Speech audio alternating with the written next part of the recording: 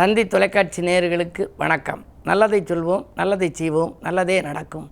இன்று 28/4/2024 ஞாயிற்றுக்கிழமை. மூலம் நட்சத்திரம் இரவு 3:11 வரை, பிறகு பூராடம். இன்றைக்கு நான் உங்களுக்கு சொல்ல இருக்கிற நல்ல கருத்து, அந்த காலத்தில் முன்னோர்கள் சொல்லியது அற்புதமான கருத்து. பார்த்து கெட்டது எது, பாராமல் கெட்டது எது, கேட்டு கெட்டது எது, கேளாமல் கெட்டது எது, இட்டு கெட்டது எது, இடாமல் கெட்டது எது, உண்டு கெட்டது எது, உண்ணாமல் கெட்டது எது அப்படின்னு சொல்லியிருக்காங்க. பார்த்து கெட்டது பிள்ளை, பாராமல் கெட்டது பயிர். இதுக்கு என்ன அர்த்தம் அப்படின்னா, பிள்ளையை ரொம்ப பார்த்து வளர்க்குறோம் அப்படின்னா அது கெட்டு போயிடும். ரொம்ப செல்லம் கொடுத்து வளர்க்குறீன்னு வச்சுங்க. அதுதான் ஒருத்தர் இந்த வாட்ஸ்அப்பில் கொடுத்துருந்தார். பிள்ளைகளுக்கு செல்லம் கொடுத்து வளர்க்கலாம், ஆனால் செல் கொடுத்து வளர்க்காதீர்கள். செல்லே அது கேட்டு அடம் பண்ணுற போது இவங்க செல்லமாக கொடுத்துட்றாங்க. பின்னால் அதனுடைய வாழ்க்கையே மாறி போயிடுது. அந்த பிள்ளையை பார்த்துக்கிட்டே இருக்கணுமா. பிள்ளை வளர்ப்புங்கிறது ஒரு பெரிய காரியம். பிள்ளையை பார்த்து வளர்க்கணுங்கிறதுனால இது ரொம்ப செல்லம் கொடுத்தோம்னாலும் கெட்டு போயிடும். பார்த்து கெட்டது பிள்ளை. அது கீழே விழுந்துருச்சுன்னா விழுந்த உடனே அது அழுகும். நம்ம அதை கண்டுக்கவே கூடாது. தரையை அடித்து இனிமேல் இது மாதிரி செய்யாதுன்னு சொல்லுவாங்க சில பேர் செட்டிநாட்டு பகுதியிலெல்லாம். அது அழுதுக்கு நம்ம அதுக்கு சப்போர்ட் பண்ணோம்னா மீண்டும் அது மாதிரி செய்ய ஆரம்பிச்சிருவோம். ஆகையினாலே பார்த்து கெட்டது பிள்ளை, பாராமல் கெட்டது பயிர்னா, பயிரை நட்டுட்டு பார்க்காம தெரிஞ்சோம்னு வச்சுங்க, அது கெட்டு போயிடும். அதில் ஆடு மாடெல்லாம் மேய்ஞ்சிரும். அடிக்கடி போய் பார்த்துக்கிட்டே இருக்கும். அதை போய் பார்த்து அதுக்கு தண்ணி விட்டு கொண்டு எல்லாம் உரங்கள்லாம் போடணும். பாராமல் இருந்தால் பயிர் கெட்டு போயிடும், பார்த்துக்கிட்டே இருந்தால் புல்லை கெட்டு போயிடும். அடுத்தது இட்டு கெட்டது காது. இந்த குறும்பி எடுக்கிறோம், காதுக்குள்ளே இருந்து அழுக்கு எடுக்கிறோம்னு சொல்லி ஏதாவது ஒரு குச்சியை விட்டு இது பண்ணுவாங்க. அப்படி விட்டுக்கிட்டே இருந்தால் காது கெட்டு போயிடும். இட்டு கெட்டது காது, இடாமல் கெட்டது கண். கண்ணுக்கு மையிடணுமா பெண்கள். அந்த மையிட்டால் அந்த கண்ணினுடைய இதுக்கு பாதுகாப்பான். ஆனால் இன்றைக்கு பல மாதிரி கலப்படங்கள் வந்துருச்சு. பொதுவாகவே அந்த காலத்தில் கண்மை இடுவாங்க. அதுக்கு அடுத்தது கேட்டு கெட்டது குடும்பம், கேளாமல் கெட்டது கடன். கடன் கொடுத்துட்டு கேட்காம இருந்தோம்னு வச்சுங்க, அது திரும்ப அவங்க தரமாட்டாங்க. அதனால் உறவும் கெட்டு போயிடும். அதே மாதிரி உண்டு கெட்டது வயிறு. கண்டையெல்லாம் சாப்பிட்டோம் அப்படின்னா வயிறு கெட்டு போயிடும். உண்ணாமல் கெட்டது உறவு. ஒரு உறவினர் வீட்டுக்கு ஒரு கல்யாணம் போகாமல் இருந்தீங்கன்னா உறவே போயிடும். அதோட அவங்க அவர் நம்ம வீட்டில் கலந்துக்கலை, அதனால் அவங்க வீட்டு கல்யாணத்துக்கு நம்ம ஏன் போகிறோம்னு வரமாட்டாங்க. இப்படி ஒரு 6-7 கருத்துக்களை முன்னோர்கள் அழகாக பயிற்சி வைத்திருக்கிறார்கள். இது போன்ற கருத்துக்களை எல்லாம், முன்னோர் கருத்துக்கள் எல்லாம் முத்தான கருத்துக்கள். இவற்றை நாம் படித்து அறிந்து நம் வாழ்க்கையிலும் கடைப்பிடித்தால் நம்முடைய வாழ்க்கையிலும் நல்ல முன்னேற்றங்கள் கிடைக்கும் என்ற கருத்தை தெரிவித்து இன்றைய ராசி பலன்களை இப்பொழுது உங்களுக்கு வழங்கப் போகின்றேன். மேசராசி நேயர்களே, இன்று உங்களுக்கு ஒரு மிக மிக யோகமான நாள். நீங்கள் எதை எந்த நேரம் செய்ய நினைத்தாலும் அது நடைபெறும். குருவும் சுக்கிரனும் உங்கள் ராசியில் இணைந்திருக்கிறார்கள். அசுரகுருவும் தேவகுருவும் இணைந்து சூரியன் உச்சம் பெற்றிருக்கின்ற இந்த நாள் மிக அற்புதமான நாள். அரசு வழியிலும் உங்களுக்கு ஒரு நன்மைகள் கிடைக்கலாம். அதே நேரத்தில் நீங்கள் யாரிடம் எந்த உதவி கேட்டாலும் இன்று கிடைக்கும். இந்த நாள் உங்களுக்கு ஒரு இனிய நாள். ரிஷபராசி நேயர்களே, உங்களுக்கு சந்திராஷ்டமம். எதை செய்தாலும் உங்களுக்கு சிறப்பாக அமையாது. இறைவனை பூசித்தும் இறை நாமத்தை வாசித்தும் செய்ய வேண்டும், யோசித்தும் செய்ய வேண்டும். அவசரப்பட்டு எடுத்த முடிவால் அல்லல்கள் ஏற்படும். விரயங்கள் கூடுதலாகத்தான் இருக்கும். பயணங்களை கூட மாற்றிக்கொள்வதுதான் நல்லது. மிதுனராசி நேயர்களே, உங்களுக்கு நிதிநிலை உயர்ந்து நிம்மதி காணுகின்ற நாள். நிழல் போல தொடர்ந்த கடன் சுமை குறையும். சனி 9ல் இருப்பதால் புதிய வாகனங்கள் வாங்கலாமா, பழைய வாகனங்கள் பழுதாகி செலவு வைக்கிறது என்றெல்லாம் நினைப்பீர்கள். உங்களுடைய எண்ணங்கள் இன்று ஈடேறுவதற்கு உகந்த நாளாகவே இந்த நாள் இருக்கிறது.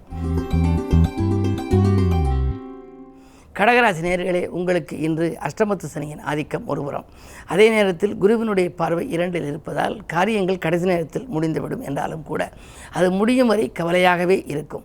சிநேகிதர்களின் ஒத்துழைப்பு கொஞ்சம் குறைவாகவே இருக்கலாம். பெரிய மனிதர்களை பகைத்து கொள்ள வேண்டாம். உத்தியோகத்தை பொறுத்தவரை சக பணியாளர்களால் சில சங்கடங்களை சந்திக்க நேரிடும். இன்று எதையும் நீங்கள் திட்டமிட்டு செய்ய இயலாத நாள். சிம்மராசினியர்களே, உங்களுக்கெல்லாம் முன்னெச்சரிக்கையோடு செயல்பட வேண்டிய நாள்.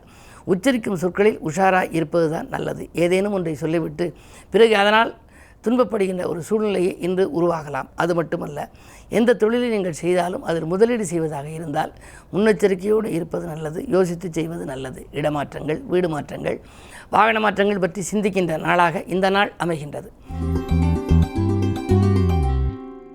கன்னிராசி நேயர்களே, ஜென்மத்தில் கேது. ஆன்மீக நாட்டம் அதிகரிக்கும்.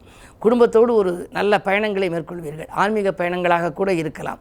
அருகில் இருக்கும் புகழ்பெற்ற ஆலயங்களுக்கு சென்று வழிபடும் சூழல் உண்டு. 7ல் ராகு இருப்பதால் வாழ்க்கை துணையோடு பிரச்சனை வந்து கொண்டு தான் இருக்கும். கொஞ்சம் விட்டு கொடுத்து செல்ல வேண்டிய நேரம்.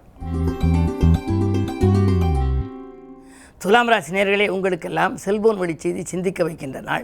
செய்தொழிலே நல்ல முன்னேற்றம் உண்டு. எதை நீங்கள் எந்த நேரத்தில் செய்ய நினைத்தாலும் அது என்று செய்ய இயலும். குருவினுடைய பரிபூர்ண பார்வை உங்கள் ராசியில் பதிகிறது. ராசிநாதன் சுக்கிரனும் உங்கள் ராசியை பார்க்கின்றார். ஆடை ஆபரண சேர்க்கை உண்டு. வீட்டிற்கு தேவையான விலை உயர்ந்த பொருட்களை வாங்கும் வாய்ப்பும் கிடைக்கும். இந்த நாள் உங்களுக்கு மனதிற்கு இனிய சம்பவங்கள் நடைபெறும் நாளாகவே அமைகின்றது.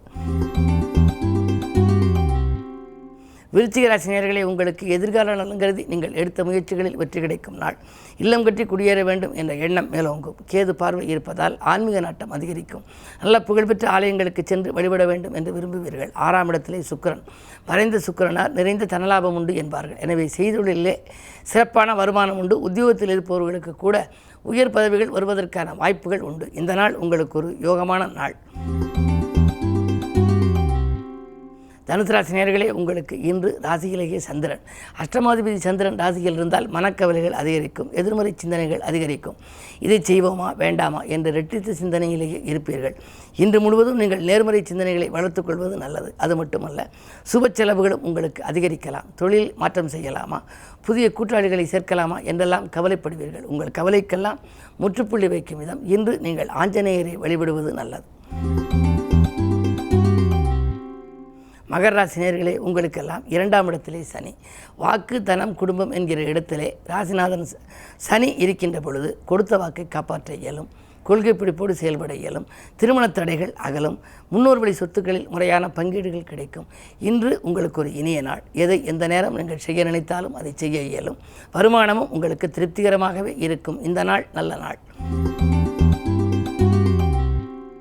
கும்பராசி நேயர்களே, உங்களுக்கெல்லாம் மங்கள நிகழ்ச்சிகள் மனையில் நடைபெற வழிபிறக்கும் நாள்.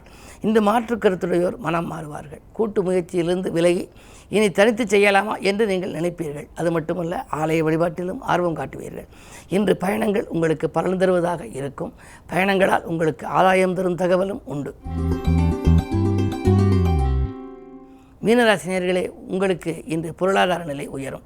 புதிய திருப்பங்கள் ஏற்படும். அதிரடியாக சில மாற்றங்களை செய்து தொழிலிலே வளர்ச்சி ஏற்பட வைத்துக் கொள்வீர்கள். நிலையான தொழிலுக்கு ஏற்பாடுகள் செய்திருப்பீர்கள். அவை இதுவரை நடைபெறாமல் இருந்திருக்கலாம். ஆனால் இன்று 7 சனி நடந்தாலும் கூட இன்றைய கிரக நிலையின்படி மூல நட்சத்திரம் இன்றைக்கு நடைபெறுகிறது. எனவே இன்று உங்களுடைய எண்ணங்களெல்லாம் ஈடேறும். தொட்ட காரியங்களில் வெற்றி கிடைக்கும். துணையாக இருக்கும் நண்பர்களும் தோள் கொடுத்து உதவுவார்கள். 2-3 தினங்களுக்கு முன்பு நடைபெறாமல் இருந்த ஒரு சில காரியங்கள் கூட இன்று துரிதமாக நடைபெறும். இருந்தாலும் ஜென்மத்தில் ராகுவும் 7இல் கேதுவும் இருப்பதால் ஆரோக்கிய தொல்லைகள் வரத்தான் செய்யும். மருத்துவ செலவுகள் சிறிது உண்டு. மேலும் விவரங்கள் அறிய தினத்தந்தி படியுங்கள்.